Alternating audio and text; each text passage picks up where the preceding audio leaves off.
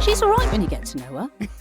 This is my podcast, and it takes you from your restrictive, toxic, life-limiting 9 to 5 into a life on your terms, full of freedom and flexibility as a self-employed virtual assistant. So whether this is your first introduction into the possibility of becoming a VA, or perhaps you've been doing a bit of Googling already, I'm going to get rid of the overwhelm, rid of the self-doubt, and show you that this life is possible. I've not just started this rodeo, you know. I'm Catherine Gladwyn, and I've been doing what you think is impossible since 2015. Shall we get started? Okay, so if you listen to any of my podcasts, I think this is the main one that you need to add to your bookmarks to refer back to at any time, because I'm going to share with you how you can ensure that your virtual assistant business never goes out of business. So you may or may not have heard of the phrase feast or famine. So it's associated with small business owners, sole traders, freelancers, that there's a constant cycle of feast or famine. Some months you're earning lots of money and you're able to, put some aside for savings. And then other months you are scrabbling around for clients. And that is no way to live, because on the months where you're scrabbling around for clients and there's no money coming in, you're looking at going back to employment, and nobody wants that. Now, early on in my business, I had one client who was, in a way, she was brilliant because she enabled me to put boundaries in place. However, I had stupidly allowed her to take up so much of my spare time, so much of the hours that I was able to give as a business owner, which meant when I lost her, I was going to hit that famine phase. So, and in that instance, I had to go back and get a temporary job at the local council, and it was horrific. But that's another podcast. But yeah, and it was from the moment I walked into that job. I was only there a couple of months, but the moment I walked in on that first day, I thought, I am never letting this happen again. This cannot keep happening. I cannot every few months have to go back to employment. I hate it. I don't like it. I phoned my partner. I was crying. I don't want to do this. I'd had a taste already of working from home as a virtual assistant, and I absolutely loved it. And I did not want it to end at all. It was like somebody falling out of love with you. I was absolutely devastated. And I thought to myself, do you know what? Bill Gates doesn't go through this feast or famine every few months. So what's he doing differently? I don't know why I thought about Bill Gates, and nothing he does actually gave me this idea. So, but I did think, there are so many business owners out there that aren't going through the feast or famine cycle. So we don't have to go through it. When I had to go back to work, I had other clients, and I said to one of them, I've lost a big client, and so I'm not bringing in enough money this month. So I guess I've hit that feast or famine cycle. How do you avoid it? I said to her, and she'd been in business 10 years at that point. She went, you can't, it's just inevitable. I thought that isn't true, and not all of us have got a bloke at home that's can financially support us when things do go tits up. So I really, really needed to find a way to avoid that. And I thought to myself, okay, so how did this happen? I lost this client. We'll call her, no, I can't call her a fake name. Yes, call her a fake name. We'll call her Anna. We'll call her Anna. So I'd lost Anna as a client. And as I said, she took up a huge part of my available hours. So I thought, if I get somebody to replace her, just one client, and I lose them again, I'm back to square one. I'm back to famine. So what I need is somebody, not just one person, to replace her hours. I need about 3 or 2 at least. And that's when I came up with the 20% rule. So the 20% rule, and what it means is no one client should take up more than 20% of your time or your income, because if you lose them, you're fucked, basically. And there, in the beginning of your VA journey, it's impossible to do that. But I'd really love it if you all had that as a goal, because that is imperative for you to stay in business. It doesn't matter if somebody takes up 25% or something like that, but just think about, okay, if I lost that client, where would I be financially? And if it's in the famine part of the feast and famine cycle, then you are in trouble. So you need to consider other options. Okay, and I'm going to go through some of those now. So in that instance, if you've got a client that is taking up a lot of your time, and if you lost them, you'd be in trouble, then it's time to either outsource some of their work to an associate, if they're okay with that, or it's time to take on more clients and get an associate to do it, so that you've got clients to fall back on and you've got extra income coming in.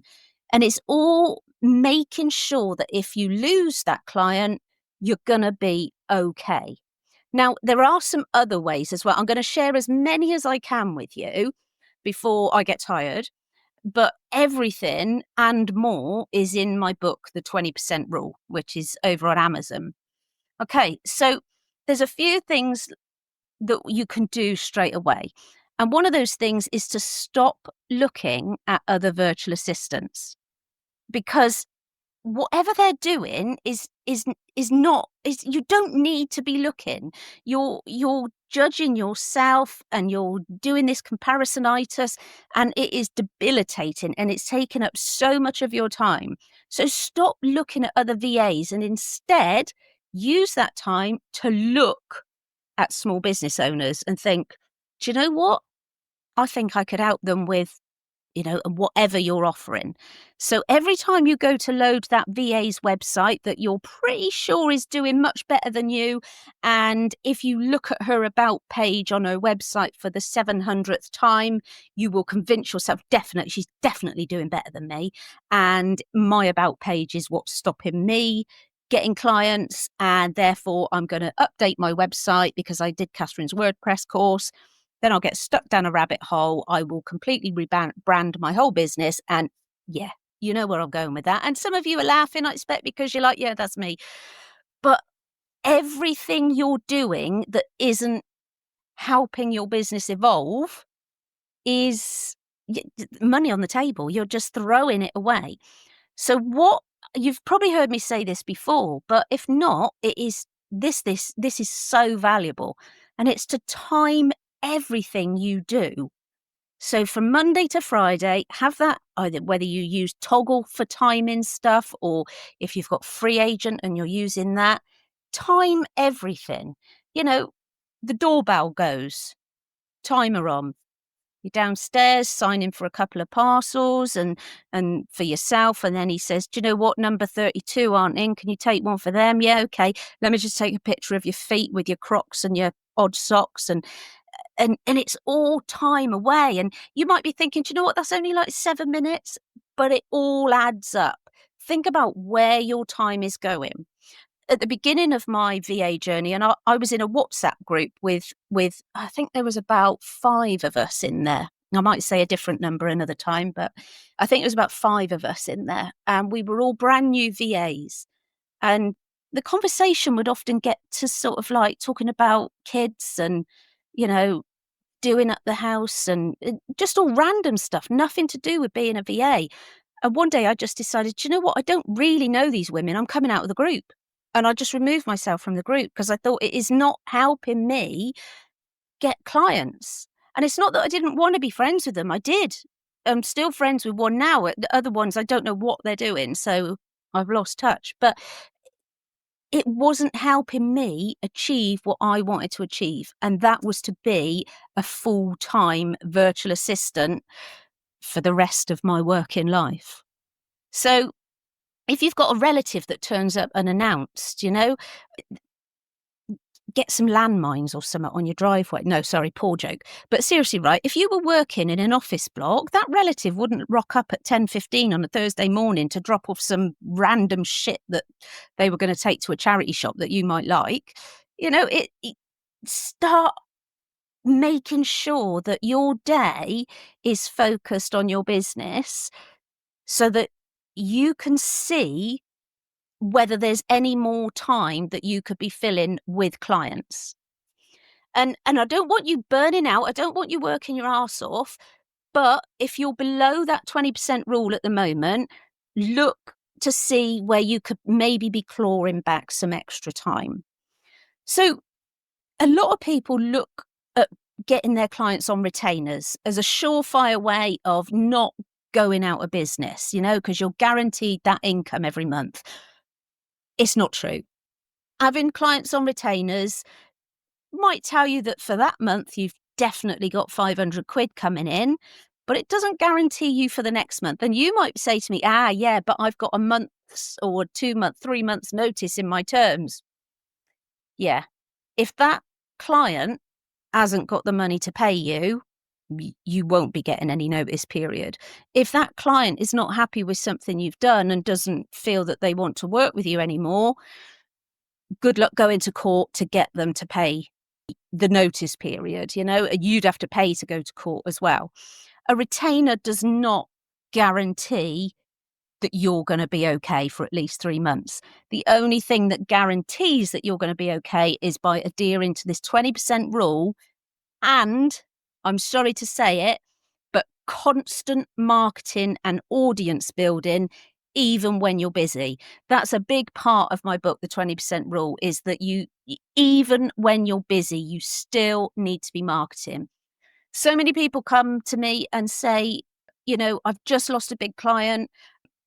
I know I shouldn't have, Catherine, but I stopped marketing. What's the quickest way I can refill those hours? And there is no quick way. You should never have stopped marketing, or it is the only way to continue to get a stream of clients. Now, you might then be wondering, but if I'm busy and I'm marketing and somebody comes to me and wants my help, what do I do? Do I burn out? No, this is where, and I'd never heard of anybody doing it. I'd never asked if anybody had done it. I'm pretty sure they had, but I didn't put the feelers out to ask. But I thought, I wonder if anybody would be up for a waiting list. So I thought, I'm going to give it a try. So I had people come to me saying, I want help with this, that, and the other. And I'd go back and say, I would love to work with you. At the moment, I'm full. So could I put you on my waiting list and we could start work in November or whatever? And people were like, yeah, that's fine. Yeah, that's fine. Because like I say, nothing is urgent. Yeah, start a waiting list. And if you want to then take them on in a few months, brilliant. Or if not, start looking at taking on associates. Yeah. And at the moment, time of recording, March 2025, you might be charging £30 an hour to your clients, and the going rate for associates is £20 to £25 an hour. So you're making a bit of passive income just for sending an invoice, not just for sending an invoice, because you're getting those clients because of your marketing, your reputation, everything. And yeah, you are amazing. But yeah, there's just some things that you can do. Like I said at the beginning, you cannot adhere to that 20% rule because you're just building up your client base. But it's a goal that I would love you to add at the top of your goal list. You can track your time to see if any time's being lost or wasted or anything like that. I actually had to stop myself putting the washing on, putting it out and what have you, because I thought, you know what, when I do that, I then go to the sweet cupboard and get a few naked bars and then perhaps I'll think, oh, do you know what, I'll have an early lunch. And then I sit down and I have an early lunch, and then Homes Under the Hammer hasn't quite finished, and then it does finish, and then it's bargain hunt, isn't it? And before I knew it, I was 2 hours away from my desk. So while we do this to give ourselves that perfect work-life balance, we do always need to be conscious where our time is going as well. The main thing with your business and how to avoid feast or famine is constant marketing and constant audience building. There's no way around it. Look at anybody that's got a business, from as big as Amazon to, I don't know, the local butcher. You know, they're all promoting themselves, word of mouth, or, you know, doing adverts on Facebook, or everything. It is constant marketing and audience building. Once you stop doing that, the leads stop coming in. And something else that I told myself as well was, when I stop marketing, my competitor continues. Don't forget, if you want more tips on how to avoid the famine part of feast or famine cycle, then head over to Amazon and get a copy of my 20% rule.